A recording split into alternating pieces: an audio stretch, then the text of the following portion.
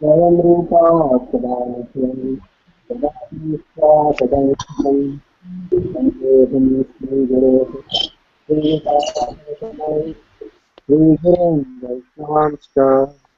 श्रीरूपम् साग्रजातां सहगणा रघुनाथान्वितं त्वं सजीवं साद्वैतं सावधूतं परिजनासहितं कृष्णचैतन्यदेवं श्रीराधा कृष्णपदान् सहगणा ललिता श्रीविशाखान्वितंश्च हे कृष्णा करुणा सिंधो दीनबंधो जगत्पते गोपेशा गोपिकान्त राधाकान्ता नमोस्तुते तप्त कांचना गौरांगी राधे वृंदावनेश्वरी वृषभानुसुते देवी प्रणमामि हरिप्रिये वाञ्छाकल्पतरुभयश्च कृपा सिन्धुभ्य एव च पतितानां पावनेभ्यो वैष्णवेभ्यो नमो नमः।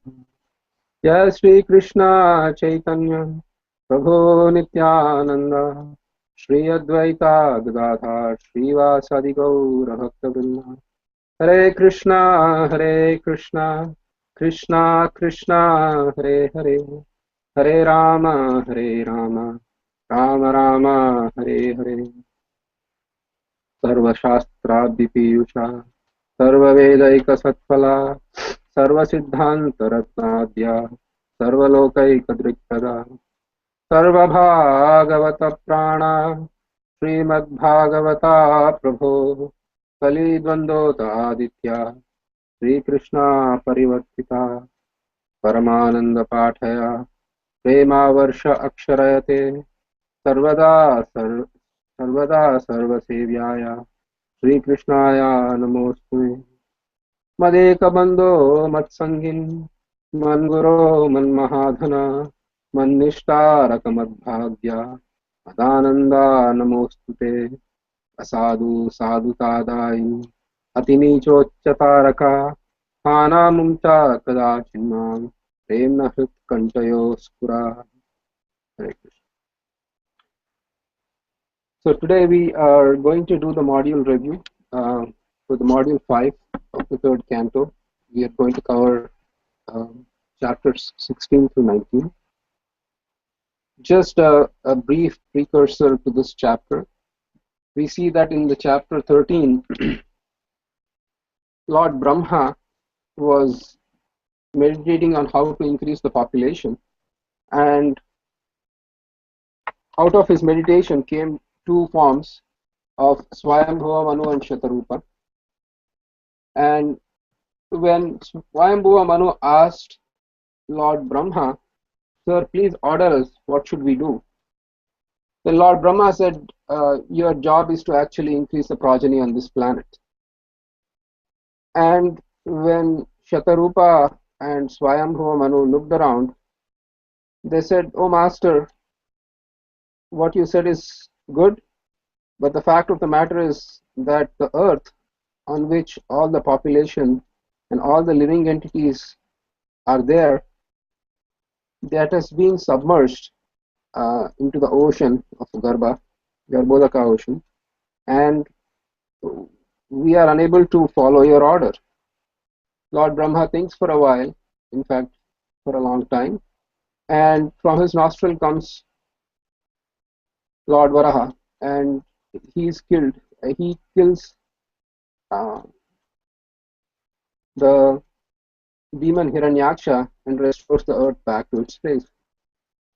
And in later chapters, we find the history of why that has happened, how Hiranyaksha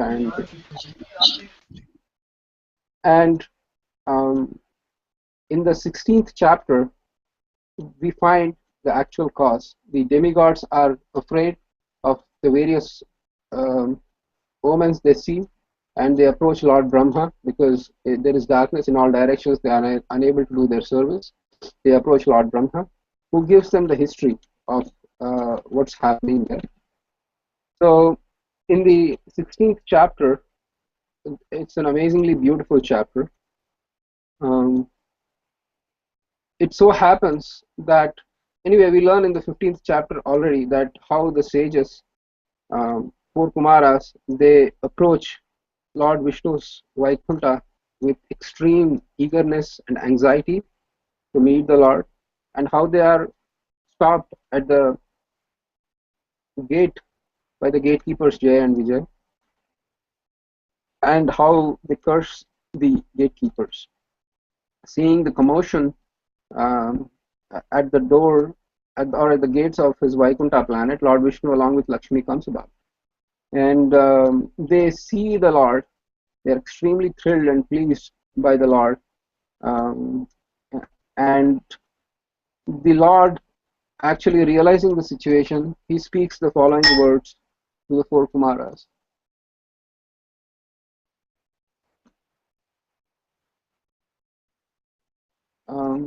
Lord Vishnu first says, "O Kumaras, I am sorry that my servants have offended you, and because my servants have offended you, actually that's a fault on my part, because whenever the servants uh, do a mistake, then it's master that has to take the blame.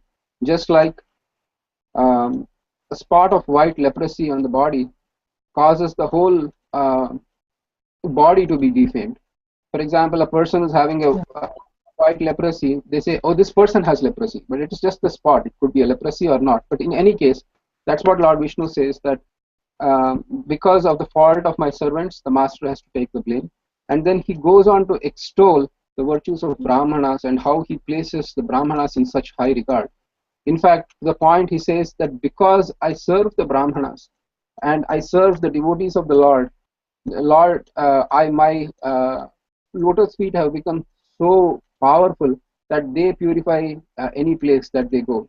And in fact, because of the service to Brahmanas, Lord Lakshmi Devi actually agrees to stay with me, even though I'm not too much attached to her.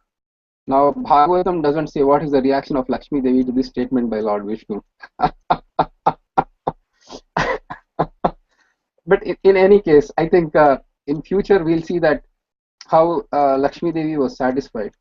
We'll quickly go through this chapter and we'll come back later just to see the beautiful dynamics that happen in this chapter. And then Lord Vishnu, he further goes on to say that how I don't really enjoy the sacrificial offerings which people offer me as much as I eat, as much as when the Brahmanas are fed and I eat through their mouth.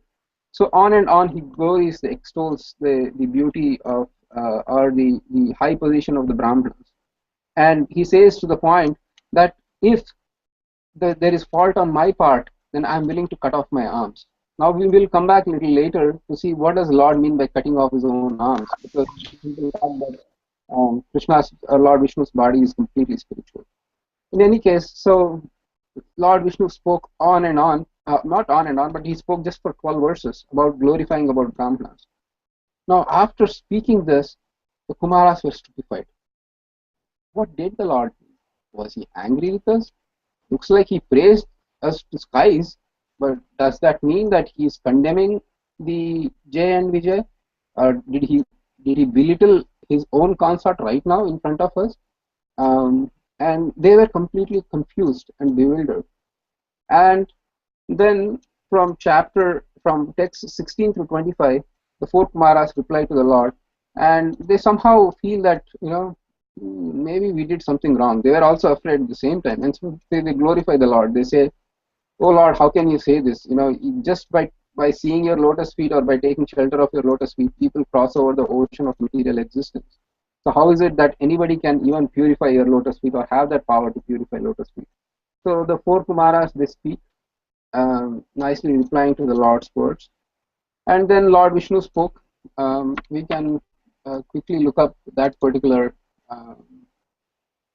you can say, let me pull up the screen. because we can have a frame of reference here. Sorry for the delay.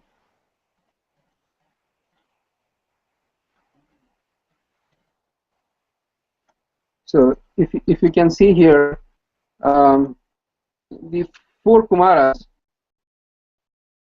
the so he just said how the Lord's excellent speech was difficult to comprehend because of its momentous import and its most profound significance. The sages heard it with wide open ears and pondered it as well. They didn't say that, oh, God, Lord has praised us to high heavens. Now we got our Nobel Prizes and we can go back to the place where we came from. But they heard it with wide open ears and pondered it as well. But although hearing, they could not understand what he had intended to do. So when you go to a particular king's palace and the king starts praising you to such a high degree of praise that he belittles himself in front of his own assembly to praise you, then definitely that should not be a cause of happiness only, but there should be some amount of anxiety. Why am I being praised like this? And so then the sages reply that, you know, that's not true. You are the most glorious personality. Everything about you is you are self-satisfied. Your desires are fulfilled by your own desires. So there is no question of anybody making you better than what you are. That's the whole purpose. So Lord Vishnu is supremely perfect. Yet when he spoke those words, why did he speak? So probably if we have some time, we'll come back later to revisit this chapter a little bit, and then we'll go a little bit more deep, if time permits, on why Lord said those kind of words. Then what does it mean when Lord said those kind of words? And so they kind of retort, or not retort, or they answer to the Lord saying that you are the supreme. You know, we are nothing in front of you. And then they realize there is another point also before we go. I'm sorry, but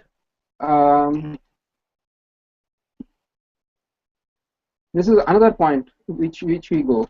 On the 13th verse, it is said, even though the sages had been bitten by the serpent of anger, their souls were not satiated with hearing the Lord's lovely and illuminating speech, which was like a series of Vedic hymns. Why? Why were they not satiated by hearing Lord's words? It was beautiful. The Lord's words were grave. They were so profound. And obviously, the Lord praised them to skies, even belittling his own self, taking such a humble position. Why were they not satisfied? That's another question that we can ponder over later. But in any case, we can come back when we have time, because when we cover all the 4 chapters, then we'll revisit those particular questions. And then they realize that at the end of that, their speech and Lord's words, they realize